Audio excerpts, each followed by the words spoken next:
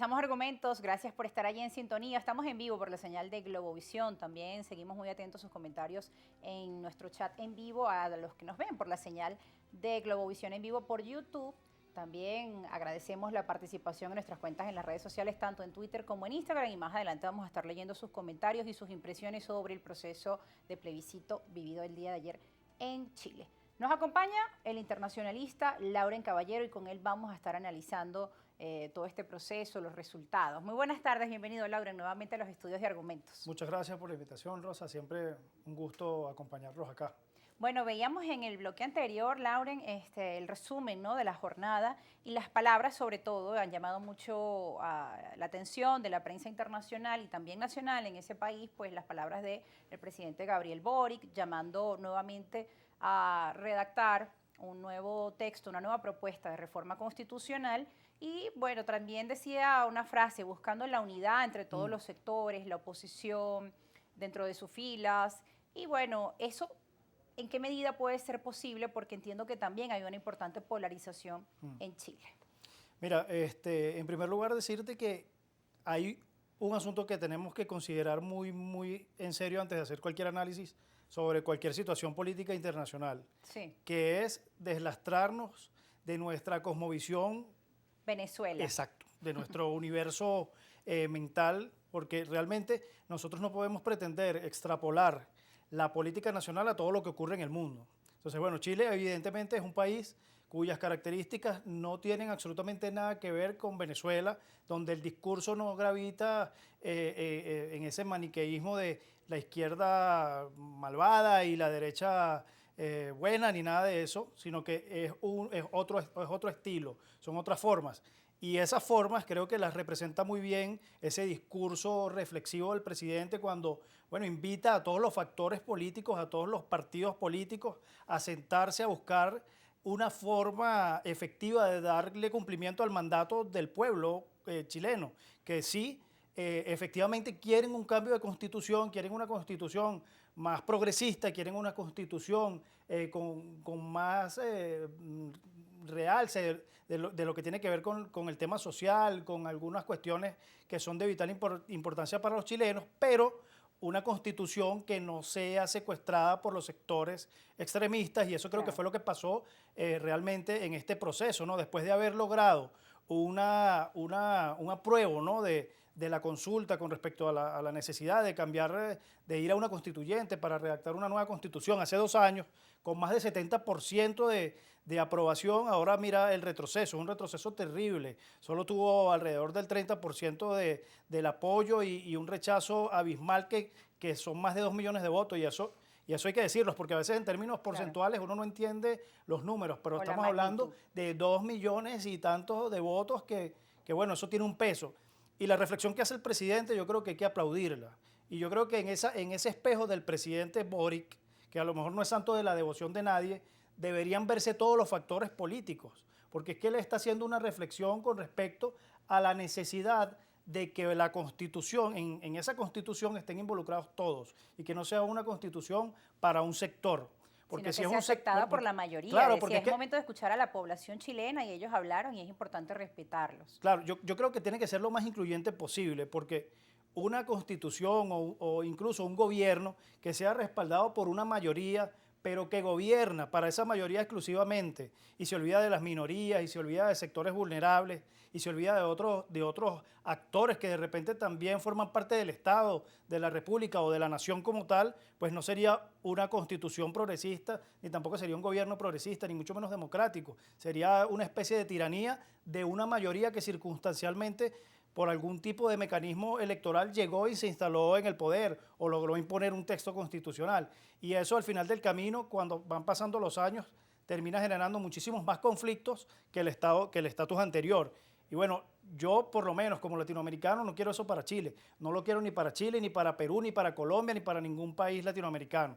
Y los venezolanos tenemos que aprender de esos mensajes, ¿no?, que de alguna manera envían algunos políticos que bueno, actualmente ejercen posiciones importantes. En este caso, bueno, el presidente de Chile. Él no es el único que ha hecho reflexiones interesantes. Recientemente veíamos también al presidente Petro, no me refiero con relación al Con tema el de... tuit que se hizo Sí, sí, no me polémico, refiero a ese que tuit, vamos a hablar más adelante de pero eso. he visto también por parte del presidente Petro en Colombia una posición bastante razonada, ¿no? Con respecto a todos los temas de la vida en Colombia. O sea, una posición moderada. Nadie se esperaba eso de Petro. La gente pensaba, mira, este señor viene de la guerrilla, porque ese era el discurso, ¿no? Sí, que iba a tener una posición más radical. Eso, este señor viene y va a imponer aquí, no sé, va a acabar con el Estado de Derecho y todo ese fantasma que le venden a la gente, ¿no? Del Pero terror. incluso en Chile, tú mencionabas no extrapolar a Venezuela, pero incluso en el mismo Chile, pues parte de la campaña en contra de la Constitución decían, Sí.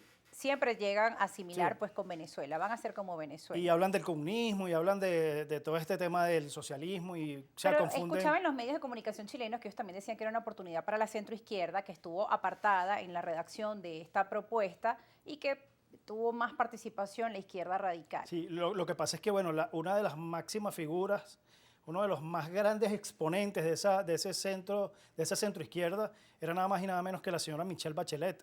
Pero Michelle Bachelet lamentablemente no estaba, digamos, en una posición que pudiese hacer una vida política activa en favor de una reforma histórica como esta que se le presentó en este momento a los chilenos. Michelle Bachelet, recordemos, era funcionaria de Naciones Unidas, no podía, unos meses atrás. exactamente, no podía participar activamente, sería una falta de respeto a su investidura. Entonces, bueno, había allí digamos, una cierta debilidad por parte del centro, de la centroizquierda histórica que, bueno, lamentablemente se vio debilitada por la falta de una de sus figuras más representativas, y lo que pasó fue que los extremos, no solamente los extremos de la izquierda, sino también los extremos de la derecha, se apoderaron del discurso político, de las redes, comenzaron con una campaña de desprestigio con respecto a muchos temas que estaban incluidos en el texto constitucional. Sí. Disculpa, y eso, bueno, evidentemente genera el resultado bueno, que vimos. Había muchos temas polémicos, estaba la cuestión esta de la plurinacionalidad, el tema del aborto, eso generó resquemor en muchos sectores. Es posible que los propios mapuches se sientan chilenos, ellos se sientan parte de la nación chilena y no de la nación mapuche. Entonces, eso es un tema que hay que evaluar, porque resulta que en esos distritos donde ellos, digamos, tienen mayor presencia, ganó el rechazo. Claro, pero ganó con un rechazo abismal. O sea, sí. Estamos hablando de cifras que rondan el 70% también. Entonces, hay algo allí que hay que estudiar, qué está pasando, porque esta gente no quiere desprenderse de la nación chilena, quieren ser chilenos, pues. Así tengan algún tipo de rasgo étnico histórico, pero se sienten chilenos. Claro, una revisión profunda de qué es lo que quiere la población chilena, y que de hecho participó de forma también contundente con la participación, unos niveles de participación históricas sin precedentes en este país. Vamos a revisar de hecho el diario La Tercera de Chile, que hace referencia a este hecho, lo vamos a ver de inmediato. En este medio de comunicación califican de la siguiente forma: cerca de 13 millones de personas participaron en el plebiscito de salida, una marca no vista nunca y que dejó atrás las proyecciones más optimistas. Participación histórica de 85%, marca el triunfo del rechazo. Es además el mayor porcentaje del padrón desde el plebiscito de 1988. Anunció lo que ya era casi un hecho, un pronto cambio de gabinete. Ni los más optimistas respecto a la participación anticiparon los resultados de la jornada de este domingo. Más de 13 millones de personas concurrieron a las urnas a marcar su preferencia, con más del 85% del total del padrón. Esta es por lejos la mayor participación en número de personas desde el regreso de la democracia. Titula así el medio de comunicación chileno La Tercera. La importancia de la participación de la ciudadanía en procesos electorales, además en tiempos de polarización, es destacable, ¿no?, este hecho. Sí, bueno, sin lugar a dudas, yo creo que habló la mayoría. Ahora sí, la mayoría que representa el sentir del pueblo chileno. Estamos hablando de una participación de alrededor de 85%. Para que tengamos una idea, cuando se votó contra Pinochet en el 88, fue una participación de 86%, o sea, un punto por debajo. Sí. Que a lo mejor parece poco, pero hay que pensar también en que la población de Chile de la actualidad es mucho mayor, ¿no? Entonces, sí, sin lugar a dudas, es una votación histórica, pero que también reafirma otro asunto fundamental. la necesidad que tiene el pueblo chileno de ser escuchado, de ser incorporado al debate político, al debate público, y creo que eso lo viene demostrando también incluso Desde en las la calle, claro, manifestaciones. las manifestaciones estudiantiles, todo lo que hemos visto durante los últimos 3 años, es algo que, bueno, hay que analizarlo continuo. A mí me parece que es lamentable que haya fracasado este intento de darle a los chilenos una nueva guía desde el punto de vista político para sus relaciones internas. En este caso, bueno, la Constitución, creo que todos sabemos que es el pacto social, pues, donde se supone que dentro de ese marco deberían llevarse a cabo cualquier tipo de acciones o de negociaciones que se lleven a cabo en el país. Y bueno, lamentablemente, por ahora se mantiene la Constitución anterior, pero se mantiene vivo el espíritu de cambio, la necesidad ¿sí? de avanzar en temas sociales, sobre todo. Yo creo que esa es Sí. lo medular en Chile actualmente, es la necesidad de darle otra cara al Estado, que no sea un Estado tan devorador como lo es, tan abocado al tema del capital, exclusivamente a temas de explotación incluso a muchos sectores, el tema de la exclusión de minorías, el tema de la inclusión de la mujer como un actor con mucho más Otro peso a de la los hora de temas, tomar la decisiones, paridad, sí. que pareciera que en algún momento la mujer como que es muy excluida, ¿no? Sobre todo del espectro político. Y bueno, eso hay que darle sin lugar a dudas un cambio porque, bueno, el mundo gira, ¿no? Claro, No se y de esos detiene. cambios vamos a seguir conversando al regreso porque ya debemos hacer un corte comercial. Lauren también invitó a nuestra audiencia a seguirnos en nuestras cuentas en redes sociales y también hacernos llegar sus preguntas y sus comentarios respecto a este proceso electoral en Chile. También vamos a estar revisando la situación en Latinoamérica más adelante, pues se avecina otro proceso en Brasil. Nosotros nos vamos a la pausa, ya regresamos con más argumentos.